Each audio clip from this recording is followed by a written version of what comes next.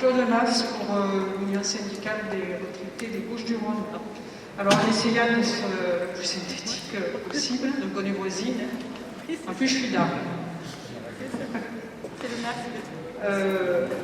Donc bilan d'activité, confinement, après confinement. Revenir un peu sur ce que disait Marc dans le rapport, quand il débute en disant à la même période de l'année dernière, on n'imaginait pas le mouvement social et son développement. Effectivement, le confinement, au moment du confinement, il a stoppé une lutte qui était menée par notre organisation, entre autres, avec les retraités à l'intérieur, une lutte majeure qui a mis dans la rue, et avec des revendications, toutes les sections pro et multi-pro, dans un mouvement social qui portait des valeurs intergénérationnelles. Et c'est au moment du confinement, ce confinement il nous a enlevé ça, même si on sait que ça a à la fois aussi stoppé de fait, parce que la lutte elle a permis de stopper aussi le projet des retraites, même s'ils veulent le remettre sur la table pour pouvoir l'activer. Donc dans le département, au moment du confinement, nous avons essayé de résister avec des liens très forts comme toutes les sections, avec toutes les USR et dans toutes les sections, avec les syndiqués. Alors le téléphone, nous, il a énormément marché. Ça a fonctionné, les camarades étaient ravis qu'on les appelle. Ça a demandé beaucoup d'énergie. On a même fait des réunions, parce qu'à la visio, ça ne pouvait pas fonctionner, parce que tout le monde n'a pas Internet, de la CE par groupe et par téléphone. Et je dirais que ça a eu vraiment un franc succès. Donc on a une responsabilité là maintenant dans le cadre du déconfinement, parce que moi je pense qu'on est toujours dans notre tête, comme ils nous font porter le masque, comme ils nous interdisent un certain nombre de choses, beaucoup de choses, y compris quelquefois de pouvoir se réunir dans des lieux qui sont clos. On a donc une responsabilité à faire vivre notre syndicalisme de retraités, le faire reprendre de manière physique. Et je crois que ça, c'est la difficulté peut-être du moment. Nous, par exemple, nos commissions exécutives, on en a tenu 2. On n'arrive pas à retrouver une participation telle qu'elle était avant le confinement. C'est-à-dire qu'il faut qu'on arrive à convaincre les camarades, je crois qu'il y a d'autres camarades qui l'ont dit, qu'on pouvait se réunir en prenant les mesures qu'il faut et en faisant attention, effectivement, en portant le masque, etc. Ce que nous essayons de faire en reprenant notre activité, parce qu'on l'a repris, c'est de le faire en lien avec ce que propose l'Union confédérale des retraités et en lien avec ce que propose aussi notre union départementale interprofessionnellement. Donc le 17, effectivement, on était, je pense, parce que moi je suis restée à Arles à la manif, parce qu'il y avait une manifestation à Arles, je pense que les retraités étaient, je suis sûre, nombreux à Marseille, donc on y était dans le 17, et on va continuer. Je sais que ce soir, il y a le mouvement de la paix qui fait une manifestation, notamment à Marseille, et que les retraités seront nombreux à y être, et il y a d'autres initiatives qui vont suivre. On a besoin de cette construction revendicative pour contrecarrer l'après du gouvernement et du MEDEF, puisque eux, ils l'ont décliné, y compris pendant le confinement. Donc l'après, c'est les propositions avec les outils qu'on a. Moi, je trouve que les outils que les camarades nous ont proposés sur le pouvoir d'achat, sur ce qu'on appelle la 5e branche, on pourrait peut-être essayer de le dire autrement. On va y arriver. Je pense qu'on a des outils pour y arriver. Il nous faut effectivement beaucoup nous déployer. Donc, les sections dans le département, pour certaines, ont fait beaucoup de choses pendant le confinement, y compris elles ont produit des tracts qu'elles envoyaient à leurs syndiqués. Là, actuellement, c'est la reprise, elle est assez contrastée. Donc, je pense qu'on a intérêt à vraiment créer du lien avec elle. On a des enjeux d'orgas, effectivement, on y reviendra dans les débats pendant nos journées. On a le 5 novembre notre comité départemental de l'USR qui nous permettra certainement de rencontrer nos sections en lien, y compris avec la préparation du congrès du CR. Et je voudrais dire que les 75 ans, ils vont être aussi déclinés dans les départements. Dans le nôtre, il sera décliné, alors pas le 7 octobre, heureusement, parce qu'autrement ça bouchonnerait. Ça sera décliné en décembre, et bien entendu, on y participera. Et finir en disant qu'on a eu aussi 2 réunions intersyndicales une pendant le confinement, une après le confinement, une entre autres sur la question de la dette sociale, qui nous permet d'envisager normalement une initiative intersyndicale sur la question à la fois de la dette sociale, mais à la fois aussi sur la perte d'autonomie. Daniel Edlin, de l'USR du Finistère. D'abord, je voudrais présenter les excuses de notre secrétaire général, Gilbert Fellem, qui souffre un peu de la sortie du confinement et qui a souhaité respirer un petit peu. Moi, j'ai baissé mon masque, donc je vais pouvoir respirer et vous parler. Je voudrais vous dire comment, de ce que j'ai entendu, on n'a rien fait d'exceptionnel en Finistère, même si c'est le bout du monde. Mais on a vécu le confinement comme vous l'avez tous vécu, et on a essayé d'y apporter des réponses comme vous l'avez fait. Les relations téléphoniques, et multiplier les contacts avec les sections de retraités, mais directement avec les retraités. Alors après, le confinement, effectivement, on l'a bien senti parmi nos adhérents, il y a ceux qui en avaient peur, et ceux qui en avaient moins peur, et qui souhaitaient vivement qu'on se retrouve autour de la table, parce qu'ils avaient besoin d'avoir des contacts.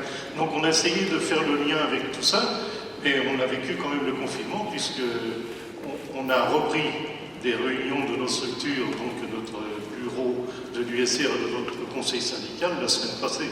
Donc c'est tout à fait récent. Maintenant, comment sortir du confinement? On s'est un peu posé la question. Alors, on a pris des dispositions pour matériellement en sortir. Mais dans la réflexion, c'est comment en sortir? Parce qu'il y a toutes ces réflexions qui sont venues pendant le confinement, au moment de l'annonce des mesures du gouvernement, de l'ensemble des mesures, parce qu'il y en a eu quand même des je te dis et je te dis pas, et je retire, et on fait comme ça. Nous, on s'est dit, le monde d'avant, oui. Le monde d'avant, déjà, on le combattait. Le monde d'après, on le veut meilleur. Mais comment on peut passer à un monde meilleur, aux jours heureux, alors c'est pas ceux de Macron, aux nôtres, à nos jours heureux, sinon à continuer à faire et à améliorer ce qu'on sait faire dans la CGT, ce qu'on sait faire à l'USR, ce qu'on sait faire dans notre USR du 29, c'est-à-dire ce qu'on a déployé depuis plusieurs mois maintenant. Eh bien, je vais employer mes mots, mais le déploiement de l'USR sur le territoire du département du Finistère. Et c'est pas simple, hein. Vous allez de Quimper à Brest, à la presqu'île de Crozon, vous allez à Saint-Paul-de-Veyron, voilà, il faut... Et tout ça, il y a des retraités dedans. Je prends toujours cet exemple, la presqu'île de Crozon, 48% de la population est à la retraite. Bon, il faut quand même bien qu'on y aille, camarades. Alors, ça tourne plus ou moins bien, mais ils ne sont pas tous à la CGT, alors donc il y a quand même du travail à faire. Bon, on a fait des choses qu'on a su faire, mais nous, il nous semble que c'est ça le principal. Le deuxième aspect sur lequel je voudrais rapidement intervenir, parce que je me sens un petit peu coupable dans cette situation, c'est nos contacts avec les familles et avec nos syndiqués, mais l'ensemble de la population qui a été confinée dans les EHPAD. Moi, je siège au CDCA du Finistère. Excusez-moi, parce qu'en Bretagne, on parle beaucoup comme ça, c'est la croix et la bannière pour pouvoir avoir des nouvelles. Depuis le début du confinement, le directeur de l'ARS de Bretagne n'a jamais répondu à nos interrogations. Et quand je dis à nos interrogations syndicales, nos interrogations du conseil départemental, mais moi je ne sais pas la panacée, mais c'est un conseil départemental à majorité socialiste dans le Finistère. Il pose des questions pour lui répondre. Moi j'ai essayé d'aller dans les EHPAD, y compris qu'on a une syndiquée dans mon syndicat, c'est les organismes sociaux. On a une syndiquée, non, on ne peut pas aller la voir pour lui demander. Elle n'a pas payé ses cotisations depuis le début de l'année, alors c'est pour mercantile ce que je dis. Mais la camarade, on voudrait bien la voir, discuter avec elle. On ne peut pas rentrer, on n'a pas le droit. Voilà, ça se pose comme ça. Donc la réflexion qu'on s'est faite, c'est si on veut, non pas en sortir, parce que c'est pas le terme, mais il faut continuer à faire ce qu'on sait faire, c'est tout. On se l'est dit entre nous déjà, et puis on pense qu'on a décidé qu'on allait continuer. Donc voilà, ce qu'on propose à notre conseil syndical. Alors sur le cinquième risque, moi j'ai 41 années de travail à la sécurité sociale. Je suis rentré en 71 avec la caisse primaire d'assurance maladie de Nantes, la belle ville où je suis né, place Émile Zola. C'est pas un hasard, non, si, c'est un hasard. Mais moi, j'ai appris quand je suis rentré à la Sécu ce qu'était la Sécu. Et aujourd'hui, si vous rentrez dans une caisse de Sécu, non, on vous apprend, c'est comment dire aux gens, comme disait Coluche, dites-moi de quoi vous avez besoin, on va vous expliquer comment vous en passez. C'est ça la Sécu aujourd'hui. Et pendant ce temps-là, toute la période du confinement, Macron s'était vertué à piquer dans les caisses de la Sécu, et je vais encore paraphraser Coluche, pardon, mais c'est votre pognon. On vous pique votre pognon pour le donner au patron. Et ça, c'est inadmissible. Et je pense qu'on n'a pas assez insisté. Alors, je ne veux pas être caricatural de trop, mais sur cette question. Alors, la 5e branche, on dit dans la Sécu, il y a 4 branches, la maladie, les accidents, enfin, la maladie, les allocations familiales, la retraite et les URSSAF. Ça, c'est pas nous qui l'avons inventé. C'est Jeanneney, c'est Chaban-Delmas, c'est 1967, les ordonnances. Alors aujourd'hui, on nous dit, il y en a 4, on va en créer une 5e. Non, on arrête. Par contre, là où je suis un petit peu en désaccord, alors non pas avec la conf, bon, la note de la Confédé, elle me gêne un peu dans son titre. Pourquoi la CGT n'est pas favorable? C'est pas la question, ne se pose pas comme ça. C'est pourquoi on est contre. C'est pourquoi on est contre la 5e branche. La 5e branche, elle n'existe pas. Et si Françoise Wegner était là aujourd'hui, elle vous dirait, on a travaillé ensemble en 2011 sur la dépendance, avec Roselyne Bachelot, à l'époque. Maintenant, elle fait de la culture.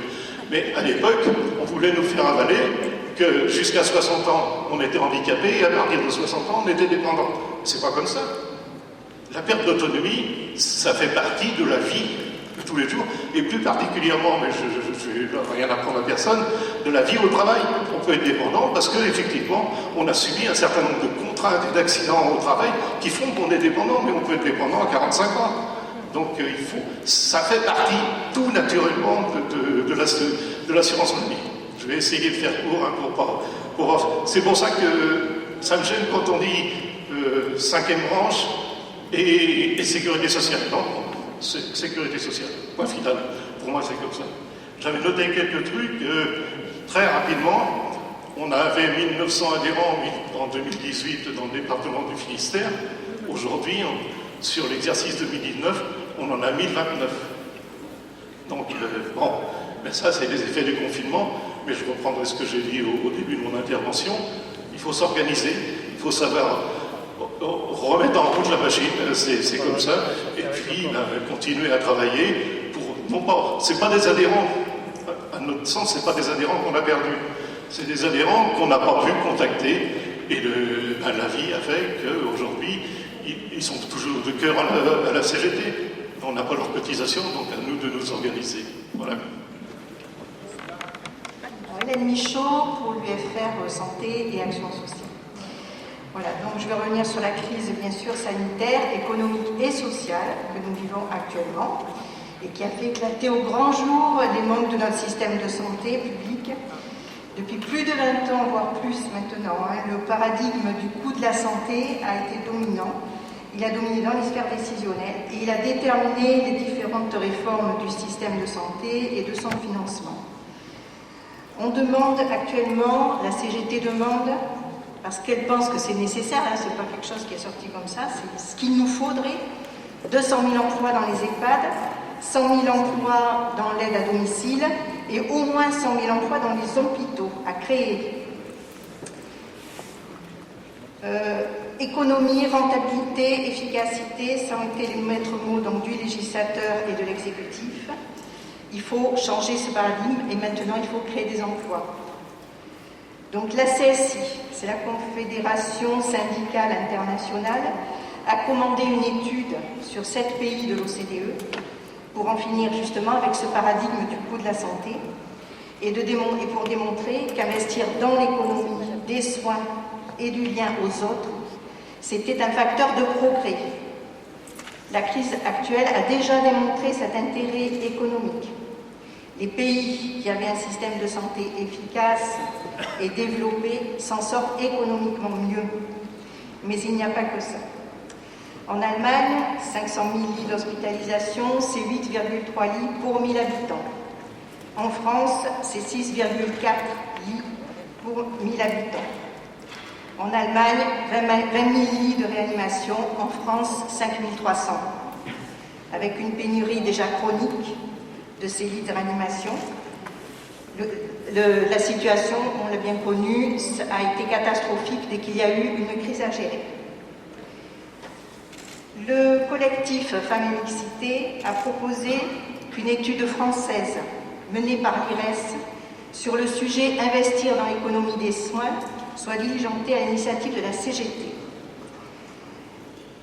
Nous pensons que c'est nécessaire de s'inscrire dans cette initiative pour appuyer la campagne sur l'investissement dans le secteur des soins et du lien et de créer un grand service public de prise en charge de la petite enfance et de la perte d'autonomie. Ce sont des métiers à forte dominante féminine, très mal valorisés et dont nous avons manqué cruellement car ils sont si peu attractifs et pourtant tellement utiles. À l'UFR Santé et Action sociale, nous pensons qu'il est important que l'UCA s'inscrive dans ce projet, que l'actualité mette au premier plan. Saisissons-nous de ce sujet urgemment.